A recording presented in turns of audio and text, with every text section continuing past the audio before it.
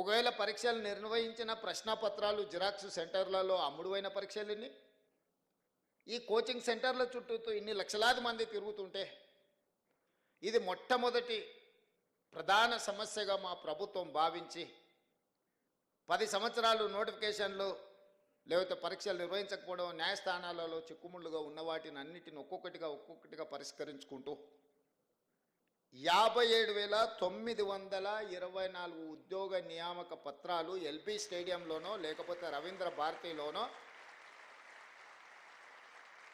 ఏ పిల్లలకైతే ఉద్యోగాలు వచ్చినాయో వాళ్ళ తల్లిదండ్రులతో సహా అందరిని పిలిచి నేనే స్వయంగా ఒక సంబరాన్ని వాళ్ళు ఆస్వాదించే విధంగా వాళ్ళ జీవితంలో ఒక మరుపురాని గొప్ప అనుభూతిగా నిలబడాలి, వాళ్ళందరినీ నేను చూడాలి, వాళ్ళందరి కళ్ళల్లో సంతోషం ఆనందం చూస్తే మేము నిజంగా మా లక్ష్యాన్ని చేరుకున్నట్టే అని చెప్పి ఏ నియామకం కూడా యథాలాపంగా మీ ఇంటికి కాల్ లెటర్ పంపలే. మిమ్మల్ని అందరిని కూడా పిలిచి మీ కుటుంబ సభ్యుల మధ్యలో మిమ్మల్ని మా కుటుంబ సభ్యులుగా భావించి అది ఎల్బీ స్టేడియంలోనో లేకపోతే నెక్లెస్ రోడ్డు మీద ఉన్న అంబేద్కర్ సాక్షిగాను లేకపోతే రవీంద్ర భారతిలో మీ మధ్యలోనే మీకు నియామక పత్రాలు ఇచ్చినాం.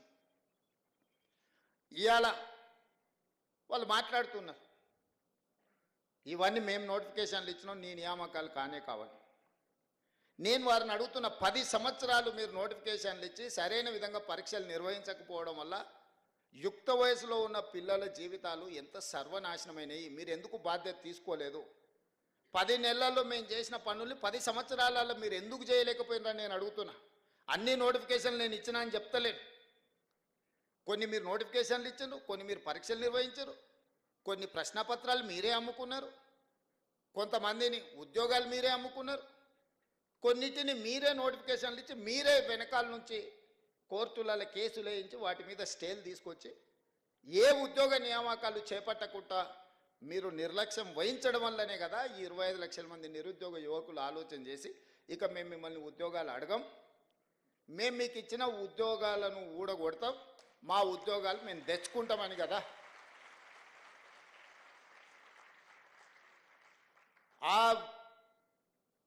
విద్యార్థి నిరుద్యోగ ఉద్యమకారులు ప్రాణాలు అర్పించి తెలంగాణ తెచ్చి మీకు ఉద్యోగ అవకాశాలు కల్పిస్తే 10 సంవత్సరాలు మీరు మీ కుటుంబమే ప్రతిరోజు పంచభక్ష పరిమాణాలతో పండుగ చేసుకున్నారు. మీ ఉద్యోగాలు మీరు ఆస్వాదించిండ్రు తప్ప ఈ పిల్లలకు ఉద్యోగాలు ఇవ్వాలని ఆలోచన చేసిండ్రా? ఈరోజు నేను ఒక్క మాట అడగదలుచుకున్నా, ఈ నోటిఫికేషన్లన్నీ మావే రేవంత్ రెడ్డి చేసింది ఏముందయా అని నేను ఒక్క మాట అడగదలుచుకున్నా. మీ ఇంట్లో మీ పిల్లల్ని ప్రజలు తిరస్కరించి నిజామాబాద్ పార్లమెంట్ సభ్యుడిగా, అదేవిధంగా మీ బంధువును కరీంనగర్ పార్లమెంట్ సభ్యుడిగా ప్రజలు తిరస్కరించారు. 6 నెలలు తిరగకముందే వాళ్ళిద్దరికి కారుణ్య నియామకాలు చంద్రశేఖరరావు గారు ఇచ్చిండ్రా లేదా? ఒకరికి ఎమ్మెల్సీకి ఇచ్చారు, ఒకరికేమో ప్లానింగ్ కమిషన్ వైస్ చైర్మన్ ఇచ్చిండ్రు.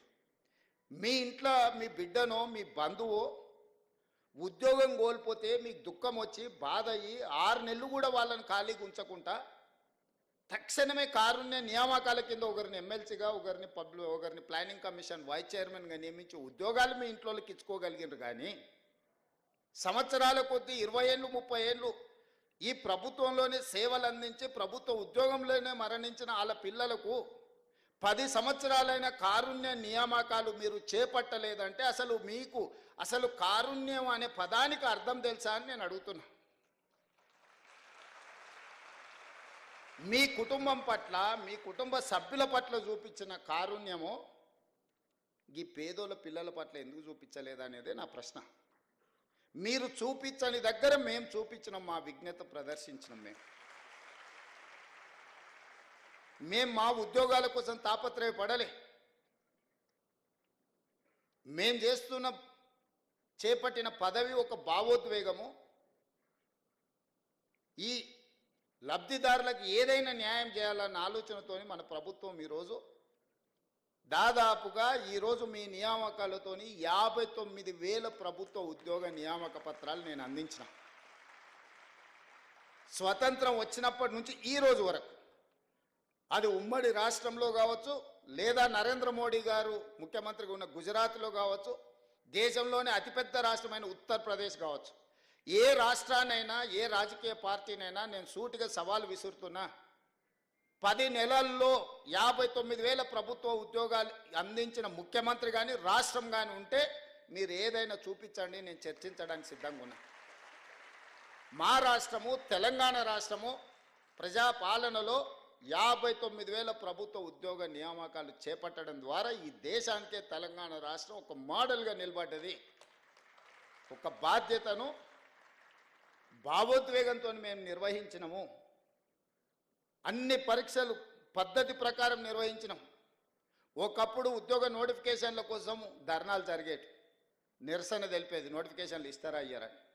నేను వచ్చిన తర్వాత మీద నోటిఫికేషన్లు ఇస్తే మీరు ధర్నాలు చేయమొదలుపెట్టారు. ఇన్ని నోటిఫికేషన్లు ఇస్తే ఎట్లా కొన్ని ఆపునరండి. అశోక్ నగర్ చౌరస్తలో ధర్నాలు జరిగినాయి. రేవంత్ రెడ్డి నువ్వు రా అడికన్నారు. ఉద్యోగ నోటిఫికేషన్లు ఇచ్చేది నేను, చదువుకోండి మీరు, పోటీ పరీక్షలు రాయండి అని మన పిల్లలకు విజ్ఞప్తి చేసిన. ఎక్కడ కూడా ఈ దేశంలో నోటిఫికేషన్లు ఇవ్వమని ఉద్యమాలు జరిగినాయి, నోటిఫికేషన్లు ఇవ్వమని ధర్నాలు జరిగినాయి. కానీ ఇంతగానం నోటిఫికేషన్లు ఇస్తే ఎట్లా కొన్ని ఆపుండ్రు అని ఎక్కడైనా ఈ దేశంలో ధర్నా జరిగిందా? మొదటిసారి తెలంగాణ రాష్ట్రంలో మీ ప్రభుత్వం వచ్చినాక నోటిఫికేషన్లు కొన్ని వాయిదా వేయండి అని ధర్నాలు జరిగినాయి. ఇది మా చిత్తశుద్ధికి నిదర్శనం. ఎందుకంటే ఏండ్ల తరబడి వాయిదాలు పడుతూ వస్తున్న నోటిఫికేషన్లు ఇవ్వడం ద్వారా ఆ పిల్లలకు ఉద్యోగం రావడమో రాకపోవడమో అర్థమైతే ఇంకొక పని కోసం వెళ్తారు. తల్లిదండ్రులకు కూడా వాడికి ఉద్యోగం వస్తే పెళ్లి చేద్దాం అనుకుంటారు. 22-23 ఏళ్ళకి హైదరాబాద్ వచ్చాడు, 33 ఏళ్ళు ఆయన ఉద్యోగం రాకపోతే ఎప్పుడు పెళ్లి చేయాలా? మా ఆడపిల్లలకు పెళ్ళి ఎట్లా ఉద్యోగం వస్తుంది కదా అని పెళ్లి చేస్తే వాళ్ళ పిల్లలే స్కూల్కి పోతురు. మా చెల్లెళ్ళకు వాళ్ళకు ఉద్యోగం అనేది తెలవకుండా పోయింది. లేకపోతే పిల్లగానికి ఉద్యోగం వస్తుందని పిల్లనిస్తే వానికి ఉద్యోగం రాకపోతే అరే పిల్ల ఉద్యోగం వస్తుందని కట్నం ఇచ్చి పెళ్లి చేస్తే పిల్లగాడు ఉద్యోగం సంగతి తెలుస్తలేడంటే అత్తగారు వాళ్ళకి ఎంత. ఇవన్నీ ప్రాక్టికల్గా ఉన్న సమస్యలు. నేను చెప్పేటివి పాసింగ్ రిమార్క్ కింద నేను చెప్తున్నా, కానీ వాస్తవంగా మధ్యతరగతి కుటుంబాలలో ఉన్న ఒక దీర్ఘకాలికమైన సమస్య. కోచింగ్ సెంటర్లకు ఫీజులు కట్టాలి, పిల్లలు హైదరాబాద్లో చదువుకోవడానికి డబ్బులు ఇవ్వాలి, వాళ్ళు ఇక్కడెక్కడ ఉద్యోగం పోయేటట్టు ఉండదు, ఊర్లలో తల్లిదండ్రులకు వీళ్ళకి పంపించగలిగినంత ఆర్థిక స్తోమత ఉండదు, వాళ్ళు ఉపాధి హామీ కూలీకి పోయో లేకపోతే ఊర్లలో కూలీ నాలి పనిచేసి ఆ పైసలు ఎన్ని సంవత్సరాలు పంపించాలి, వాళ్ళ కోసం ఎన్ని సంవత్సరాలు ఎదురు చూడాలా. అందుకే నేను నిర్ణయించుకున్నా, ఏ ఖాళీలైనా పెండింగ్ పెట్టకండి. అందుకే గ్రూప్ 1 ఎన్ని రకాల కేసులు వేసినా సుప్రీంకోర్టు వరకు కొట్లాడి అన్ని కేసులను, తప్పుడు కేసులను అన్నిటిని కూడా బంగాళాఖాతం లేపించి ఇవాళ గ్రూప్ 1 ఫలితాలు ఇచ్చింది. ఉమ్మడి రాష్ట్రంలోనే స్వతంత్రం వచ్చినప్పటి నుంచి 563 గ్రూప్ 1 పోస్టులు ఎన్నడి ఇవ్వలే. ఇవాళ మన ప్రభుత్వం 30 రోజుల్లో 563 మంది గ్రూప్ 1 పోస్టులను మనం నియమించుకోబోతున్నాం. గ్రూప్ 2, గ్రూప్ 3 కూడా మనం ఫలితాలు ఇచ్చినాం, సర్టిఫికెట్స్ వెరిఫికేషన్ ఇవన్నీ జరుగుతున్నాయి. విత్ ఇన్ డేస్లో 2,000 గ్రూప్ 1, గ్రూప్ 2, గ్రూప్ 3 కలిపితే దాదాపుగా 2,000 పైచీలకు ఉద్యోగాలు నియామక పత్రాలు తెలంగాణ రాష్ట్రంలో ఇంకో 30-40